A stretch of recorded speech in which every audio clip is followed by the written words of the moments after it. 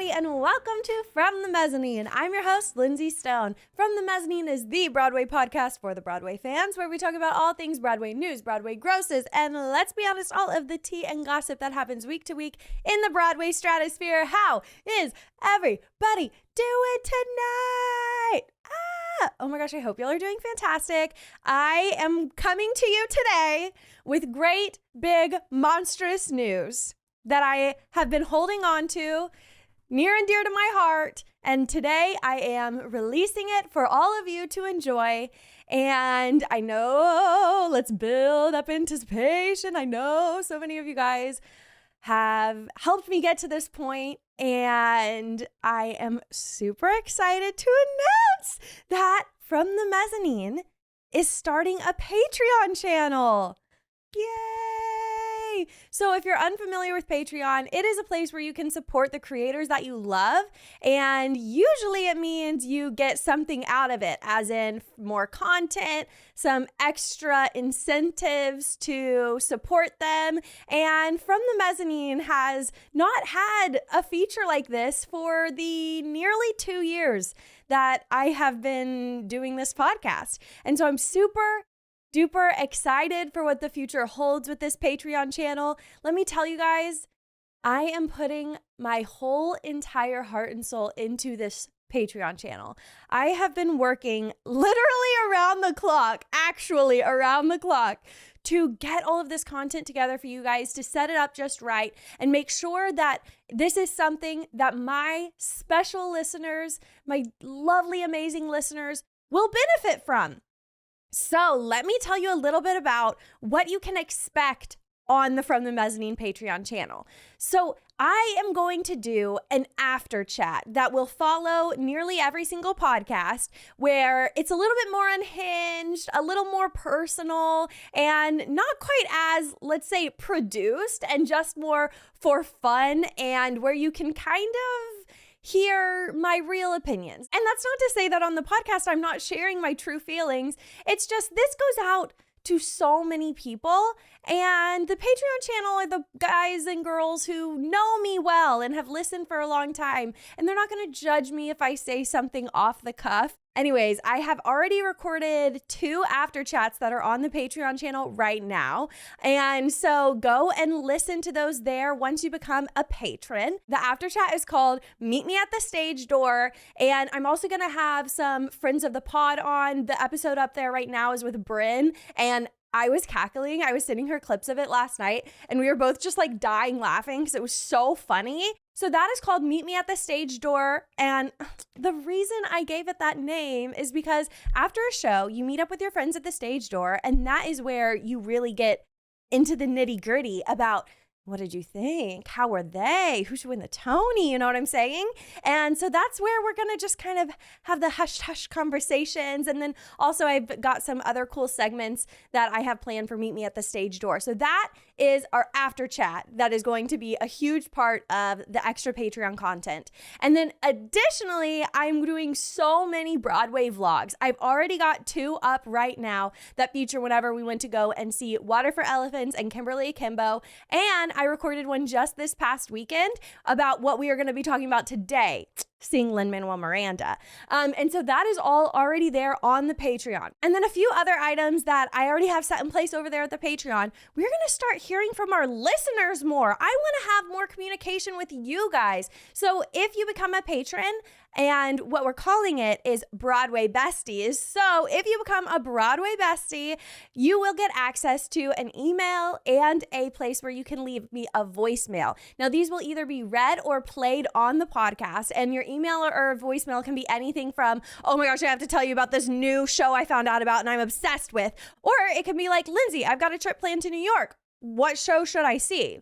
And so that's just a place where we can communicate. And then also a select number of those will be put onto the podcast for everybody to hear. Some I might just respond to you if it's not like ready for the podcast, if it seems like something maybe that isn't supposed to be shared, but those can either be anonymous or not. And I just think that that's going to be so fun for you guys because y'all are always DMing me on Instagram, Lindsay, like, why, like, what's up with this? Like, how can I plan my trip better? Yada, yada. And so I think that's just going to be a really cool forum and also give you a chance to get some listener recognition and be spotlighted on the podcast. How cool is that? So you'll get exclusive access to leave a voicemail or send me an email for the podcast. And then additionally, you will receive a hand-signed thank you note from yours truly. And that's just a thank you for being a Broadway bestie because y'all are the real ones. So the Patreon channel is in the show notes below. Go and click it after you listen to the podcast, right? Because there is already 4 episodes of additional content and you can go ahead and submit your voicemail or your email and get a thank you note from me. So the Patreon is $5.99 a month, and this is not something you're locked into, so why not try it out for a little while? And it is such a great way to support me, support the channel, support Reed, the editor, who spends so much time on this podcast. And at $5.99, just think of it as buying me an extra cup of coffee to help me prepare for the podcast. Even if you're like, I don't need all that additional content, even though I'm telling you, it's very good. Like, I have been working so hard on the vlogs and everything, and I'm really proud of it. I'm happy to be bringing it and debuting it to you guys in its full form, and I just hope that y'all love it as much as I do. So go and become a Broadway bestie on Patreon, and yeah, I'll see you over there. I can't wait to hear y'all's voicemails and emails, and I can't wait to just like gossip with you guys, and I can't wait to know what y'all think about the vlogs and the meet me at the stage door. I'm elated, and I feel like this is gonna be really great for the podcast because whenever you support the podcast, it only improves it, you know, and I'm able to invest back into from the mezzanine and just build and build and build. So thank you guys, and I'll see you over there, my Broadway besties. Yay! Okay, now that we have gone through the exciting news, let's get on into what went down this weekend, guys. Where do I even begin? Let's go in order because that's the easiest way to do it. So I got tickets to go to the United Palace Theater to see Lin Manuel Miranda and a showing of Blue Beetle. So the United Palace is up in Washington Heights. It is owned by Lin Manuel Miranda and the Miranda Foundation, and which is like his family organization, I believe.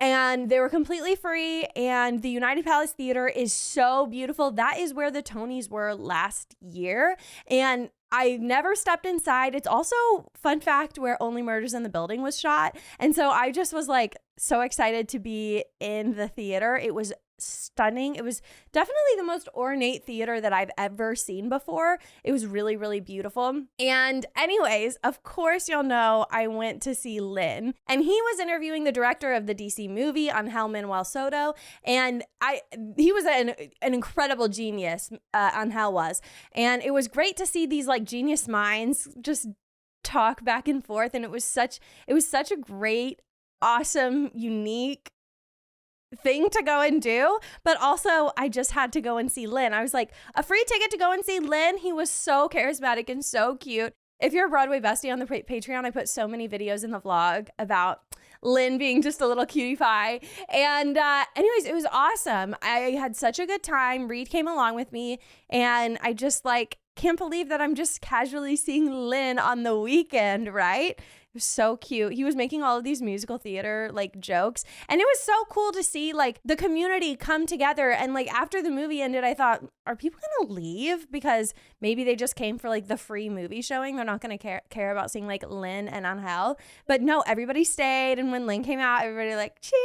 Like it was really, really cool. And I'll definitely be going to future movie showings at the United Palace because that was just an awesomely unique experience. And to get to see Lin, especially in his element at his theater, That was awesome. So if you're like living in New York or you're planning a trip, I would totally recommend going up there because they do have a lot of free events and it's just a gorgeous theater. They also do history tours, which I would love to go to. That seems super duper cool because that theater, I believe, was built in the 1930s and it was like a marvel at its time. It's still a marvel. And it's kind of interesting because it's just this gorgeous, gorgeous theater in the middle of Washington Heights. And so it just kind of like stands out. But it's really beautiful. So that was awesome, awesome, awesome. But possibly even awesomer, if that's a word, is guys, this week I had the biggest pinch me moment when I attended Maestra's Amplify 2024. So I cannot thank Amplify enough for inviting me to this event.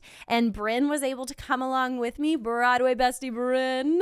And I was so nervous and anxious leading up to it because I was like, there's no way I'm getting in. Like, this is too good to be true. The people who are performing are so amazing. I was like, I know I'm going to get there and they're going to turn me away and be like, sorry, like, we don't have a ticket for you.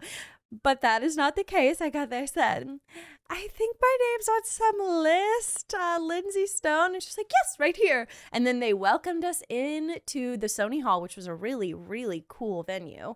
And it's right next to like the Richard Rogers. We go in. There's Jason Robert Brown. There's Jay Harrison G. There's Liam Pierce from How to Dance in Ohio. Oh, everybody's just talking, schmoozing, having a drink. How am I in the room? How am I right here? I was like, no, I'm in the wrong place. Like the, what's it called? Imposter syndrome was really, really kicking in. And Bryn was with me and she was like, I'm so proud of you. Like, this is like, you're meant to be here. Stop being like, I'm not this. Like, this isn't for me. But I was like, shook to my absolute core. I appreciated it so much. Like, do not get me wrong, even though I was like, oh my God, what's going on? I was still able to like sit in it and appreciate it. And it was just insane. It was insane. So I can't thank Amplify enough for inviting us to that. It was so cool to be in a room where it wasn't just like they're up on a stage and performing. Like, everybody who performed was in the audience too. Plus, like, amazing people like Jason Robert Brown, who we know because he is the creative mind behind Parade last 5 years, The Connector, and he is just probably my favorite director right now who is living. And then Lin Manuel Miranda's dad was right there. We walk in and he's like literally right there. And I was like, that's Lin's dad. And Bryn was like, is it? And I was like, yep. For sure, for sure. We pull up his photo. Confirmed. It was Lin's dad. And like the fact that I know that is so silly. But they do look a lot alike and he is a distinct person and you'll know I'm obsessed with Lin. So obviously I know what his dad looks like. Anyways, like there were also so many actors there just there to support their friends who were performing. A lot of the Kimberly cast was there. We sat at a table with the understudy for Aladdin, David. I shook hands with Jasmine, who is not, her name is Jasmine. She's not the Jasmine to Aladdin. Her name is Jasmine Amy Rogers, who is Boop in Boop the Musical. And we sat across from somebody who's in Little Shop. Like, it was just like the room where it happened. And it was so pinch me. It was like the biggest pinch me moment that I've had. And I was like, this is why I moved to New York, so that I can be in rooms like this with people like this. And I didn't know or really think that it would happen, but it has, and it was incredible.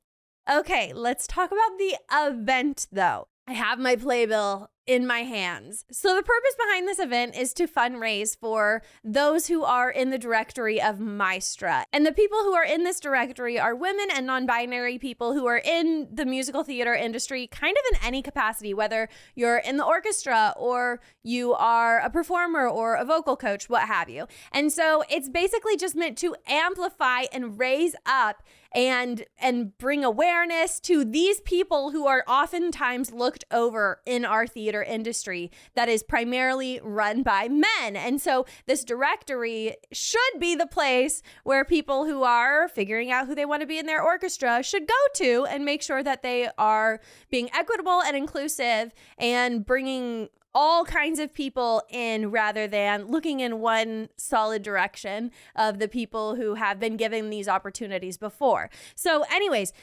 there's a lot of heart and meaning and purpose behind this event, and they were fundraising all throughout the night. By the end of the night, we raised $10,000 for Maestra, and that was just remarkable. It was so fun. It was hosted by J. Harrison G and Bonnie Milligan, and Bonnie looked so good. I was obsessed with her look. Oh my God, so did Jay Harrison. Like, come on, they both looked stunning. And I know one of our stories today is who is the Tony host of 2024, but if it wasn't her, it should have been them. Like, J. Harrison G and Bonnie Milligan had so much chemistry. They would just pop, pop, pop, go off of each other so well.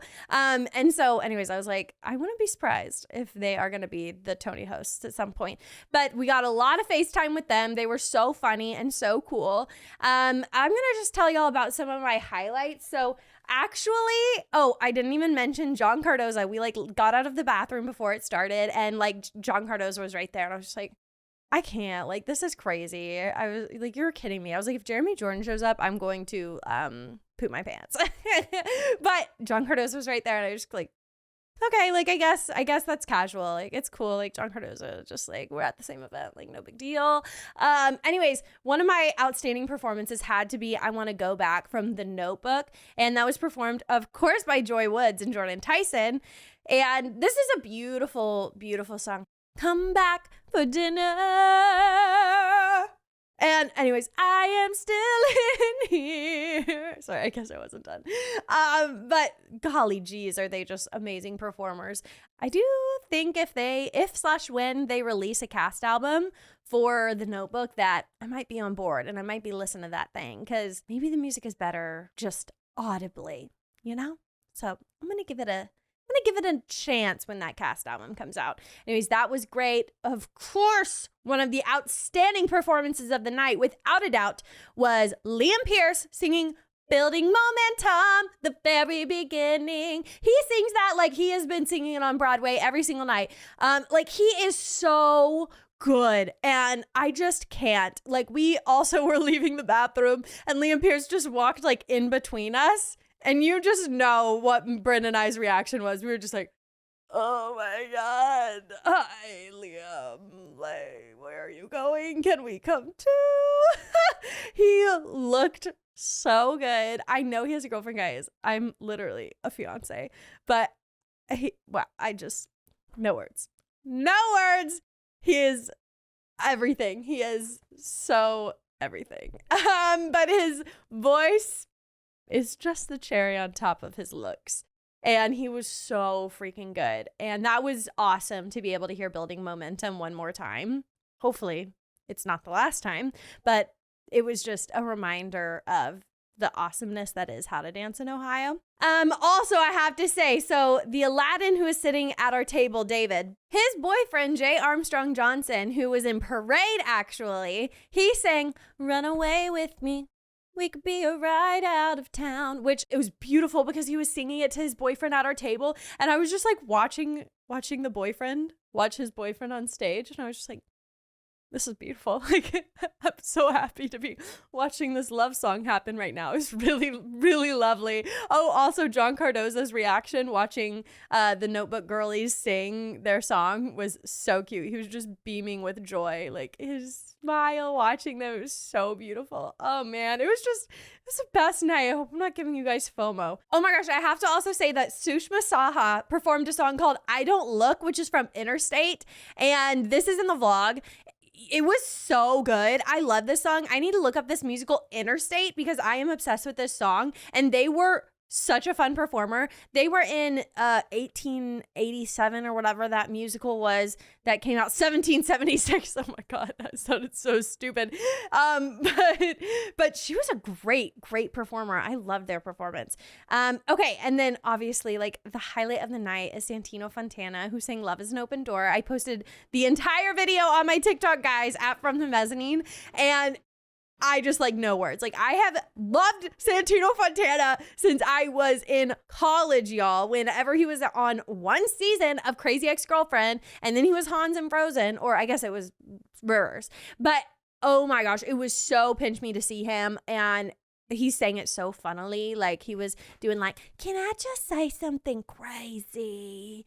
And then his voice would come through and it was just beautiful. He was definitely like the big name of the night that everybody was just like, I don't like, obviously everybody was there to see all the performers, but he was probably the most anticipated for most. And then the night was closed out by Jasmine Amy Rogers, who sang Where I Wanna Be from Boop the Musical. And she was cute. And I really, really liked that song. She is Betty Boop. Like she has like all these mannerisms down that like, I've never even watched Betty Boop, but I'm just like, that's her. Like you're her. You are Betty Boop because she embodies her. It's really awesome. And her voice is just unreal. So that was my Amplify recap. Holy cannoli, was it the best night of my life. I got home and I was just like, no way. There's no way that night just happened because that was awesome. So happy and blessed and appreciative and thankful that I was able to have that opportunity because it was the best night of my life. Okay. Let's get into our Broadway grosses, y'all. So this is for the week ending in March 24th. And at the top of the grosses is The Lion King, a weema wipe, a weema wipe, a weema wipe. And then number 2 is Wicked. 3 is Hamilton. 4 is Merrily We Roll Along. Okay, where's Sweeney? I'm getting a little worried. 5 is MJ. 6 is Aladdin. 7 is Moulin Rouge, and 8 is Sweeney Todd. Was somebody out? I'm not aware that anybody was out. Wow, that's low for them. It's still a good place to be. They're making plenty of money. Was this like the holiday week? Huh. This was a big week on Broadway, y'all. Like, Lion King grossed over $2 million. That is awesome. Okay, so we said 8 was Sweeney Todd, 9 is Harry Potter, and 10 is Back to the Future, y'all. Wow, what a unique week. Okay, so we actually have The Notebook and Water for Elephants. The Notebook has opened at this point, and they're not doing that well. They're probably somewhere at like 16 or so. And right below them is Water for Elephants. And then, so it's actually like kind of all the new musicals are in the same running. It goes like The Notebook, Water for Elephants, Who's Tommy, and then The Outsiders. They're all right there, one after another. But most of those are still in previews. Other than The Notebook, they all are. So we'll judge them once they're out of previews and see how they do. Wowie zowie. What a weird week in Broadway grosses, am I right? So let's get into our Broadway news because we have some exciting Tony Awards news, which is my favorite kind of news. I love the Tonys. Shout out. I'll take a ticket. Anyways, I almost did as good of an impromptu song as the new host of the Tonys, which is Ariana DeBose, my woman king. We love you, queen. My woman queen. Wait, what does she say?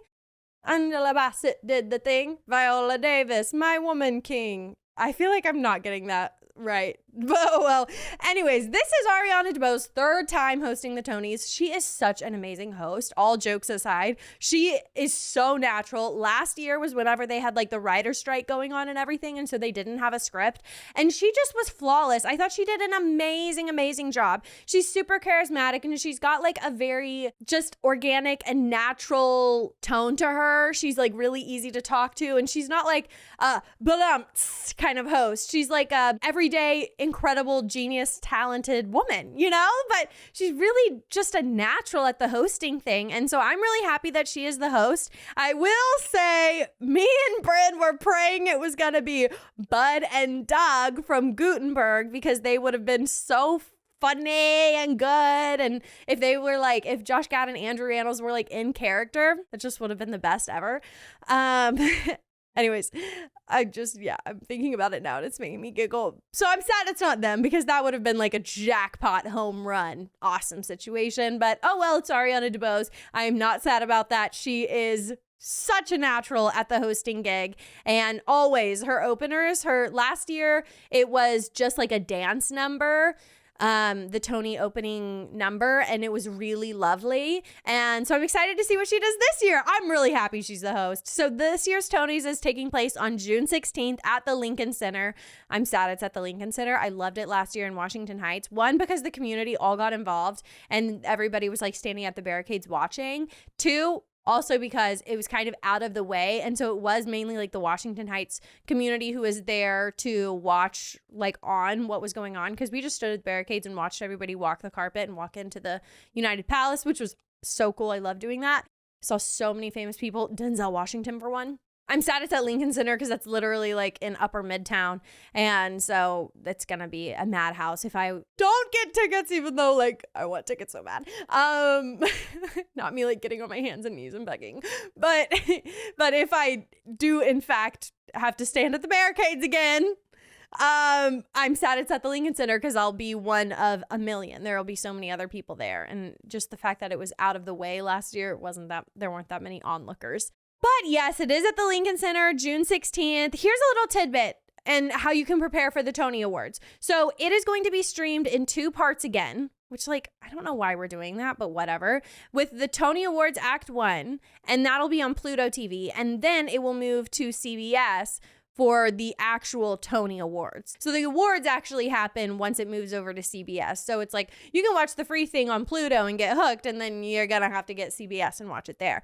Anyway, so that'll be via Paramount Plus. So make sure you have Paramount Plus if you want to watch the Tonys on June 16th. And I'm so excited to figure out who the nominations are on April 30th. So just in a month, at the end of this month, we are gonna have the nominations, and then we can make our predictions. I'm so hyped. So hyped. I just love the Tony Awards. Y'all know I'm like obsessed. It's so fun. And not everything needs to be a competition, especially theater and art, but it's kind of fun when it is. So our next piece of news this week is that we have some babies headed to Broadway, which is a really weird way to put it. But 2 of our Broadway queens announced this week that they are expecting little ones, which is just like really cute. And this is a unique piece of news. I never report on like who's pregnant, but I got this piece of news. I was like, yeah, we're talking about it. Leah Michelle is welcoming her second baby. She already has one little baby named Ever, which is a very cute name, Ever. I love that. Anyways, she posted on Instagram the big announcement saying, quote, "Mommy, Daddy, and Ever are overjoyed." Heart emoji. So super duper cute. And then somebody else who announced that they are expecting this week is our good old friend at Merrily We Roll Along, Lindsay Mendez. Congratulations! This is also going to be her second baby. And she posted, quote, "Our family band is expanding. We are bursting with joy. Jay and I can't wait to make Lucy a big sister and welcome our new baby this fall." So cute. So they're both having their second babies. So we love that for our Broadway girlies. Congratulations. Next piece of Broadway news is that Sunset Boulevard, which is very anticipated. We have been covering this story for months about Sunset Boulevard. Back in January, finally found out it was officially coming, but now we know where it is headed to. It might come as no surprise because of Spamalot's closing that it is headed to the St. James Theater. So Sunset Boulevard is going to be led by Nicole Scherzinger, who has just the greatest reviews. And I will be excited to see this. I watched the teaser last night. They have like a trailer out. It is very abstract, very, very modern, kind of dystopian, and very black and white and kind of like clinical and dark and kind of spooky. It is a minimalist production. That's what they keep saying. The minimalist Sunset Boulevard. So they want you to be aware there's not going to be some great big house that Norma Desmond lives in. It is minimalistic. So go in expecting that. The lighting design looks really freaking cool. And so I am like somewhat excited about this. I wonder if the story is going to be something that I identify with.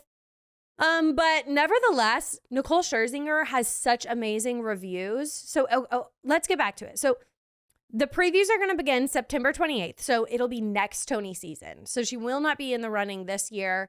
So she will not be in the leading actress category, but I can see her winning that just because of how glowing all of her reviews are. So previews are beginning on September 28th at the St. James Theater, and opening night is set for October 20th. Okay, October 20th. We've got a minute until then, so it's a fall opening. Very cool. The director of the production, Jamie Lloyd, said in a statement, quote, "I was extremely humbled by the amazing enthusiasm of our West End audiences and am thrilled we get to bring this production to Broadway." Quote, that is true.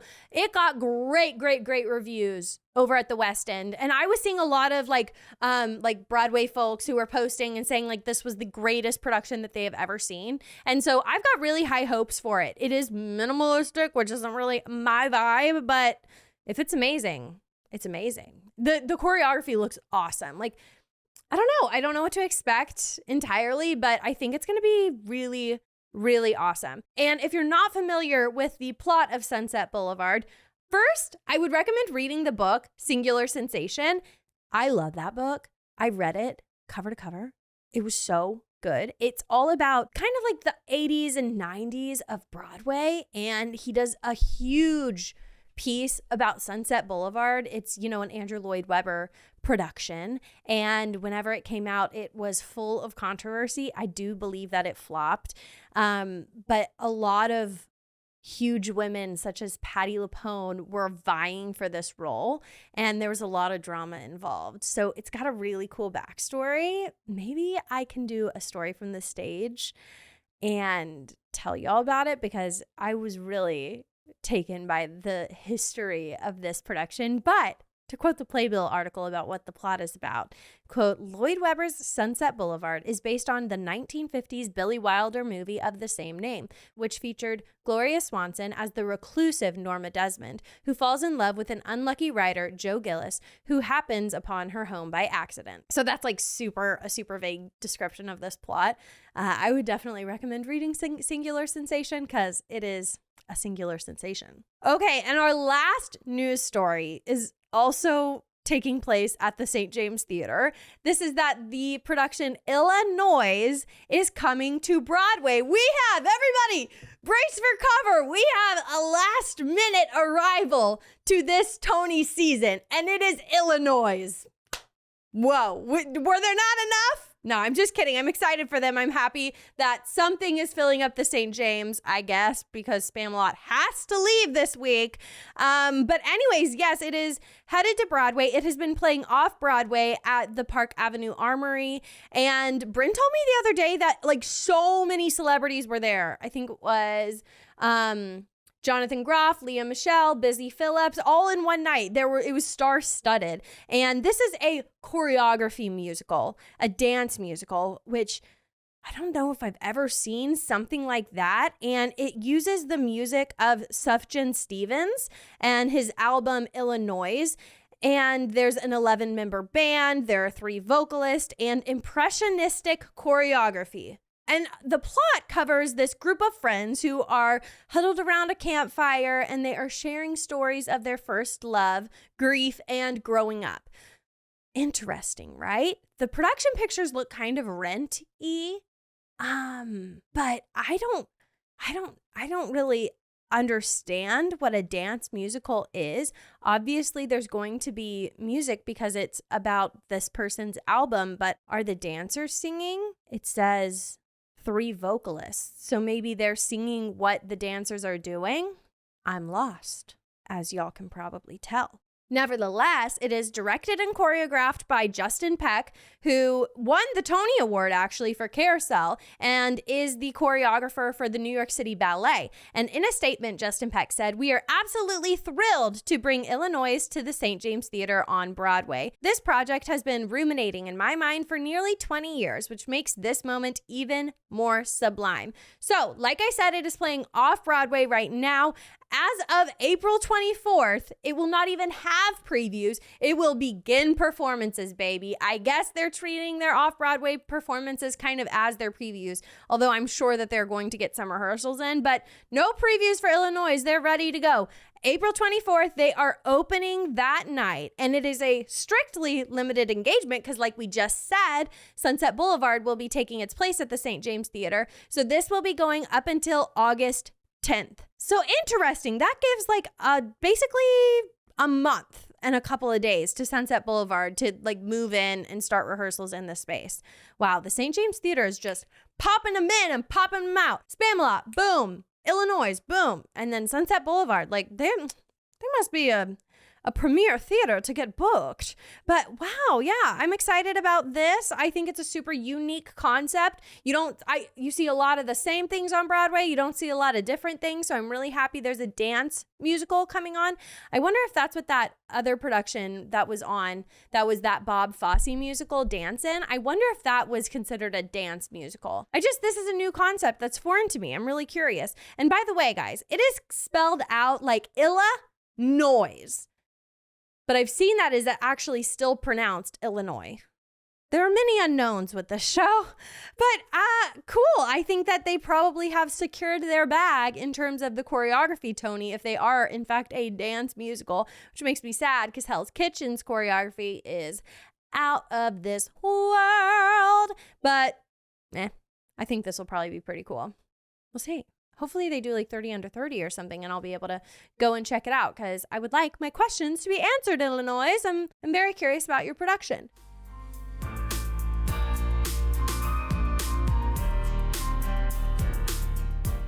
So, folks, that closes out our Broadway news of the week. Thank you. Thank you so much for listening to this episode of From the Mezzanine. You can find me on Instagram and TikTok and YouTube by typing in From the Mezzanine. And now you can go find me on Patreon at From the Mezzanine. I will see you guys over there. I'm going to film an after chat, a meet me at the stage door right now. So y'all go meet me at the stage door over at Patreon and leave me a rate and review wherever you are listening right now, as well as share this episode with your Broadway bestie. I am sure they're going to enjoy it just as much as you do. Thank you once again, guys, so much for listening. Y'all are the freaking best. I love my listeners, and I will see you next Tuesday. Bye!